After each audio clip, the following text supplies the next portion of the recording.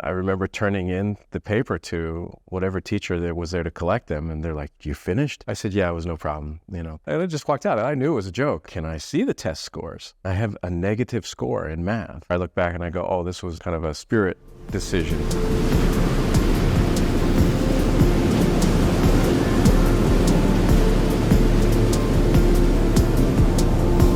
I'm Michael Joy. Welcome back to another long short story, an absolute joy. We were talking the other day about art school, and it occurred to me that I didn't even talk about how I got into art school. I wanted to preface it with this. I'm like this wandering kind of word river. And the reason is, these go way back, and I'm remembering on the spot. I don't have a script clearly. I'm sitting at this table here. My stepfather, Andrew, was absolutely the reason I went to art school.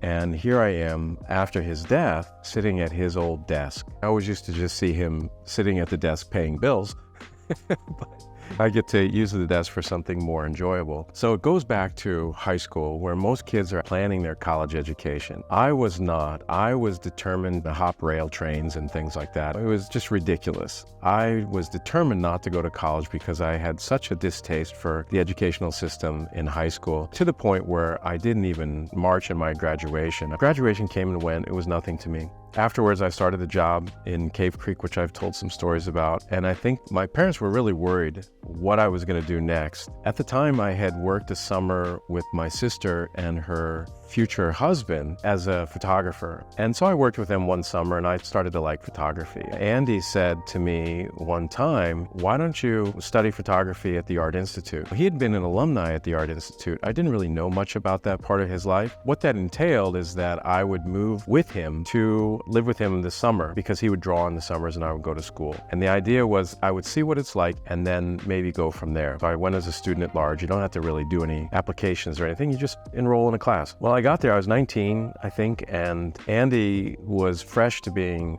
a dad of any kind. He didn't have any kids. I spent the first summer there taking pictures, and I had no clue. I showed up at the school, and everybody seemed so much more sophisticated than me. They'd had years of art in high school. Their whole life seemed to have been about art, and I really hadn't been, other than in the 8th grade. At some point, it dawned on me that I need to get a portfolio together in order to apply to be on the degree program. But really, I didn't have any skills. I can't draw. I couldn't sculpt. I had no tangible skills. So what I did was I learned enough about photography to make a photograph look like a painting, to make a photograph look like an etching, a drawing. It's not that they were spectacular, but it was enough to show some diversity. They have what's called IDO Day, Immediate Decision Option, which you take your portfolio in, and it's thumbs up or thumbs down. I went in to sit with the guy. He's got some records in front of him, and he said, "Okay, Michael, what do we got today?" He said, "What? Your ACT scores are not really great." I said, "What are you talking about?" I said, "How do you have my ACT scores?" "Well, they're all right here." I took that test as a joke with a friend of mine in high school. When they said that the scores don't follow you, we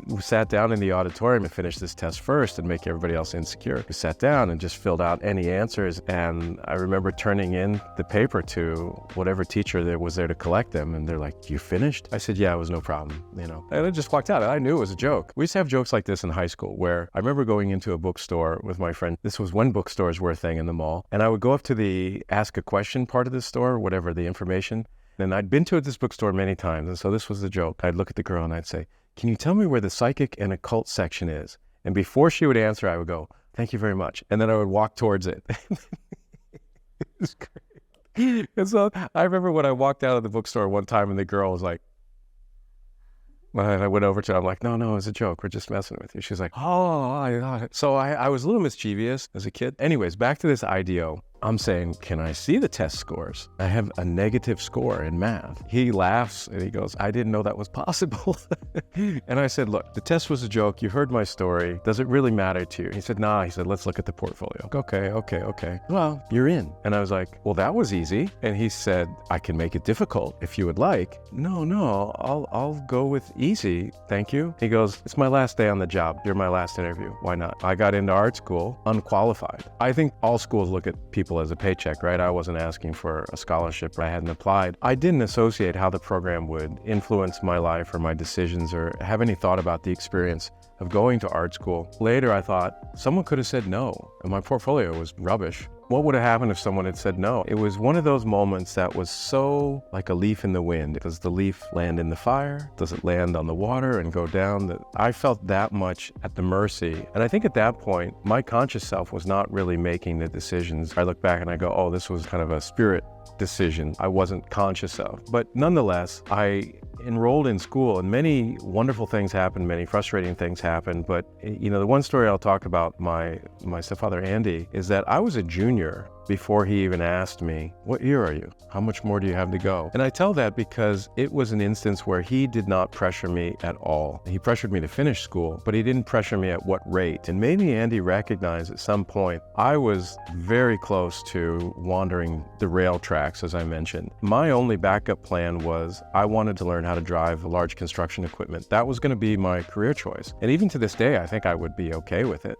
What's the moral of that? There's no moral. It was a recognition of how delicate major decisions can be in my life that I wouldn't have recognized as significance.